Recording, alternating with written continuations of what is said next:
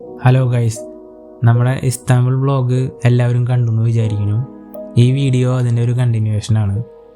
ഞങ്ങൾ ഇസ്താംബുളിൽ നിന്ന് നേരെ പോയത് കപ്പഡോക്കിയ എന്ന് പറയുന്ന ഒരു സിറ്റിയിലേക്കാണ്. അവിടെയാണ് ബലൂൺ ഫ്ലൈറ്റും അങ്ങനെ മേജറായിട്ടുള്ള തുർക്കിയിലെ അട്രാക്ഷൻസൊക്കെ ഉള്ളത്. സോ ഞങ്ങൾ അങ്ങോട്ട് ഫ്ലൈറ്റ് മാർഗ്ഗമാണ് പോയത്. സോ ഞങ്ങൾ ആ ഫ്ലൈറ്റ് എടുത്തു. അങ്ങനെ നമ്മൾ കപ്പഡോക്കിയയിൽ എത്തി. സോ ഇതാണ് ഞങ്ങൾക്ക് കിട്ടിയ ഹോട്ടൽ മുറി. സോ ഇവിടുത്തെ ഹോട്ടലുകളുടെ ഒരു പ്രത്യേകത എന്ന് പറഞ്ഞാൽ നമ്മൾ സാധാരണ കാണുന്ന കോൺക്രീറ്റ് ബിൽഡിംഗ് കൊണ്ട് ഉണ്ടാക്കിയിട്ടുള്ള ഹോട്ടൽസ് അല്ല. അവിടെ ഉണ്ടായിരുന്ന കുറേ കേവ്സ്, അതായത് ഈ വോൾക്കാനിക് ഇറപ്ഷൻ കൊണ്ടുണ്ടായിട്ടുള്ള ഈ ഫോർമേഷൻസ് കേവ് രൂപങ്ങളിൽ ഉണ്ട്. അപ്പോൾ അത് ഇവർ മോഡിഫൈ ചെയ്ത് അതിനകത്താണ് നമുക്ക് ഹോട്ടൽ ഒരുക്കിയിട്ടുള്ളത്. അപ്പോൾ ഇവിടുത്തെ ഗവൺമെൻറ് സ്ട്രിക്റ്റ് ആയിട്ടുള്ള ഓർഡർ കൊടുത്തിട്ടുണ്ടെന്ന് തോന്നുന്നു, ഇങ്ങനെ അവിടെ പണിയാൻ പാടുള്ളൂ. ഈ പ്രദേശത്തുള്ള ഒട്ടുമിക്ക ഹോട്ടലുകളും ഇങ്ങനെ കേവ് തുരന്ന് അല്ലെങ്കിൽ ഓൾറെഡി ആ കേവ് മോഡിഫൈ ചെയ്തിട്ടാണ് ഇത് മുഴുവൻ അവർ ഉണ്ടാക്കിയെടുത്തിട്ടുള്ളത്. സോ അത് ഞങ്ങൾക്കൊരു വ്യത്യസ്ത അനുഭവമായിരുന്നു അങ്ങനത്തെ ഒരു റൂമിൽ സ്റ്റേ ചെയ്യാന്നുള്ളത്. സോ ഞങ്ങൾ ബാഗും കാര്യങ്ങളൊക്കെ റൂമിൽ വെച്ചു. നേരെ ബ്രേക്ക്ഫാസ്റ്റ് കഴിക്കാൻ ലോബിയിലേക്ക് പോയി. നല്ല വിഭവസമൃദ്ധമായിട്ടുള്ള ബ്രേക്ക്ഫാസ്റ്റ് ഞങ്ങളൊക്കെ അതൊക്കെ കഴിച്ചു. നെക്സ്റ്റ് ഞങ്ങൾ എത്തിയ പ്ലേസാണ് ഇമാജിനേഷൻ വാലി. സോ ഇവിടുത്തെ പ്രത്യേകത എന്താണെന്ന് വെച്ചാൽ ഇവിടെയുള്ള റോക്ക് ഫോർമേഷൻസിന് കോഴിയുടെ ഷേപ്പ്, ഒട്ടകത്തിൻ്റെ ഷേപ്പ്, അങ്ങനെ പല മൃഗങ്ങളുടെയും ഷേപ്പുകൾ ഉണ്ടെന്നാണ് ഇവർ പറയുന്നത്. അപ്പോൾ അതിൽ ഒരു ഒട്ടകത്തിൻ്റെ ഷേപ്പ് മാത്രമേ എനിക്ക് മനസ്സിലായുള്ളൂ. പിന്നെ ഒരുപാട് റോക്ക് ഫോർമേഷൻസ് അവിടെ നമുക്ക് കാണാൻ പറ്റും. ഈ തുർക്കിയിലെ ഒരു മേജർ അട്രാക്ഷൻസ് തന്നെയാണ് ഈ കാണുന്ന ഈ റോക്ക് ഫോർമേഷൻസ്. സോ ഞങ്ങളതൊക്കെ കണ്ടു, കുറച്ച് ഫോട്ടോസൊക്കെ എടുത്തു. വെയിലും കാര്യങ്ങളുണ്ട്, എന്നാൽ അത്ര അധികം ചൂട് ഞങ്ങൾക്ക് ഫീൽ ചെയ്തില്ല. അങ്ങനെ നമ്മൾ ഇമാജിനേഷൻ വാലിയൊക്കെ കണ്ടു കഴിഞ്ഞ് ഞങ്ങൾ നെക്സ്റ്റ് പോയ സ്ഥലമാണ് ഈ ഫേമസ് ആയിട്ടുള്ള തുർക്കിഷ് കാർപ്പറ്റുകൾ ഉണ്ടാക്കണ ഒരു സ്ഥലം. അപ്പോൾ അവിടെ ലൈവായിട്ട് ഞങ്ങൾക്ക് ഒരു കാർപ്പറ്റ് എങ്ങനെയാണ് നെയ്യണത്, അതിൻ്റെ ഓരോ സ്റ്റെപ്പുകൾ ഞങ്ങൾക്ക് അവിടെ വിവരിച്ച് തന്നു. ഒരു ലേഡി അവിടെ ഇരുന്നത് ഡെമോൺസ്ട്രേറ്റ് ചെയ്യുന്നുണ്ടായിരുന്നു. നമുക്ക് വേണമെങ്കിൽ ചെയ്യാൻ പറ്റും. അപ്പോൾ ഇവിടെ പറയണ ഇവർ ഒരു കാർപ്പറ്റ് നെയ്യാൻ ഒരുപാട് സമയം എടുക്കുമെന്നാണ് പറയണത്. സോ അങ്ങനത്തെ ഹാൻഡ് മെയ്ഡ് കാർപ്പറ്റ്സിനൊക്കെ ഭയങ്കര വിലയും ഡിമാൻഡാണ്. അതിൽ ചില കാർപ്പറ്റ്സൊക്കെ കണ്ടാൽ നമുക്ക് വാങ്ങിക്കാനൊക്കെ തോന്നും, പക്ഷേ ഭയങ്കര എക്സ്പെൻസീവാണ് ചില കാർപ്പറ്റുകൾ അവിടുത്തെ.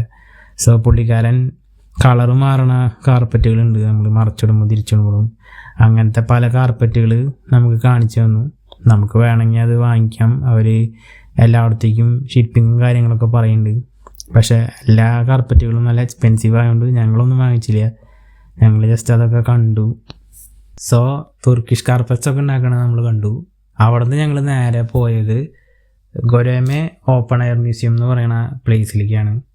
സോ അവിടെ ചെന്നപ്പോൾ പണ്ട് അവിടെ ആളുകൾ ഈ ഗുഹയുടെ ഉള്ളിൽ താമസിച്ചിരുന്നു. സോ അവരെങ്ങനെയാണ് താമസിച്ചിരുന്നത്, അവരെ കിച്ചൺ എങ്ങനെയായിരുന്നു, അവർ ഈ വൈൻ സ്റ്റോർ ചെയ്യാനായിട്ട് ഉള്ള കാര്യങ്ങളും അറകളും കാര്യങ്ങളും ഉണ്ട്.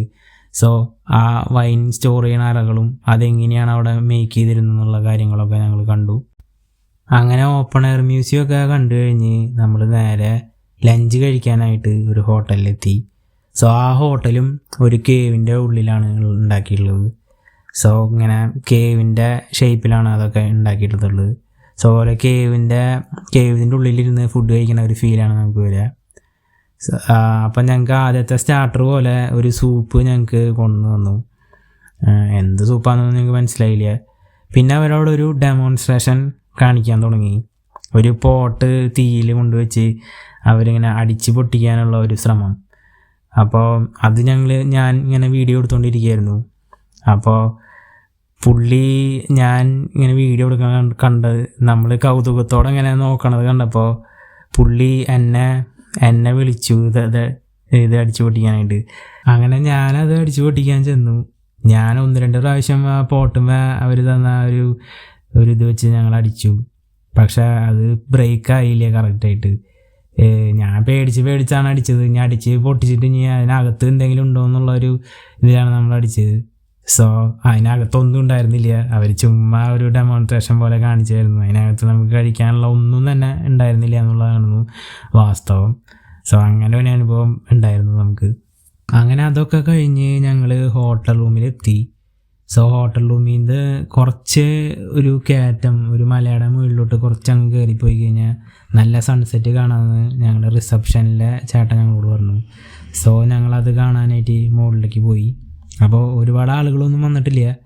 സോ ഞങ്ങൾ സൺസെറ്റ് കാണാൻ വേണ്ടി അവിടെ നിന്നു. സോ ഞങ്ങൾ ഇവിടെ നിന്ന് താഴോട്ട് നോക്കിക്കഴിഞ്ഞാൽ ഈ പറഞ്ഞ ഒരുപാട് റോക്ക് ഫോർമേഷൻസും പിന്നെ താഴെ ഞങ്ങൾ നിന്നിരുന്ന ഹോട്ടലും ഒക്കെ കാണാൻ പറ്റും. അങ്ങനെ ഞങ്ങൾ നല്ല ഒരു സൺസെറ്റ് ഞങ്ങൾ അവിടെ നിന്ന് കണ്ടു. നല്ല അടിപൊളി സൺസെറ്റ് ഞങ്ങൾ അന്ന് രാത്രി അവിടെ വ്യൂ ചെയ്തു. അങ്ങനെ നല്ലൊരു സൺസെറ്റൊക്കെ ഞങ്ങൾ ആസ്വദിച്ചു. അപ്പോഴത്തേനും നേരെ ഇരുട്ടി. അപ്പോൾ ഞങ്ങൾ ഡിന്നർ കഴിക്കാമെന്ന് വെച്ചു. ഡിന്നർ കഴിക്കാൻ വേണ്ടി ഞങ്ങൾ പതുക്കെ ഹോട്ടലിൻ്റെ പുറത്തുള്ള തെരുവിലേക്ക് ഇറങ്ങി. സോ അവിടെ എല്ലാ ഹോട്ടൽസും ലൈറ്റപ്പൊക്കെ ചെയ്ത് നല്ല മ്യൂസിക്കൊക്കെ വെച്ച് നല്ല അടിപൊളിയാക്കി നിർത്തിയിട്ടുണ്ട്. സോ ഞങ്ങൾ ആ തെരുവിലൂടെ പതുക്കെ ഇങ്ങനെ ഓരോ ഹോട്ടലുകൾ നോക്കി നടന്നു. അപ്പോൾ ചില ഹോട്ടലിൻ്റെ മുമ്പിൽ ഇങ്ങനെ മെനു ഇങ്ങനെ ലൈറ്റപ്പ് ചെയ്ത് വെച്ചിട്ടുണ്ട്. നമുക്കത് നോക്കിയിട്ട് ഇഷ്ടപ്പെടുകയാണെങ്കിൽ നമുക്ക് ആ ഹോട്ടലിൽ കയറാം. അങ്ങനെ ഞങ്ങൾ കുറച്ച് 1-2 ഹോട്ടലിൻ്റെ ഒക്കെ ഞങ്ങൾ നോക്കി നടന്നു. അങ്ങനെ ലാസ്റ്റ് ഞങ്ങളൊരു ഹോട്ടലിൽ കയറി. എന്നിട്ട് ഞങ്ങളൊരു ഡിഷ് ഓർഡർ ചെയ്തു. ചിക്കൻ ഫിഷ് എന്നാണ് ആ ഡിഷിൻ്റെ പേര്. അപ്പോൾ ഇതാണ് ഞങ്ങൾ ഓർഡർ ചെയ്ത ഡിഷ്. ചിക്കൻ ഫിഷ് എന്നാണ് ഇതിൻ്റെ പേര്. ചിക്കനും റൊട്ടിയും ഫിംഗർ ചിപ്സും സലാഡും ഒക്കെ ആയിട്ടുള്ള ഒരു വിഭവം. അപ്പോൾ bye guys, see you in the next video. Thanks for watching.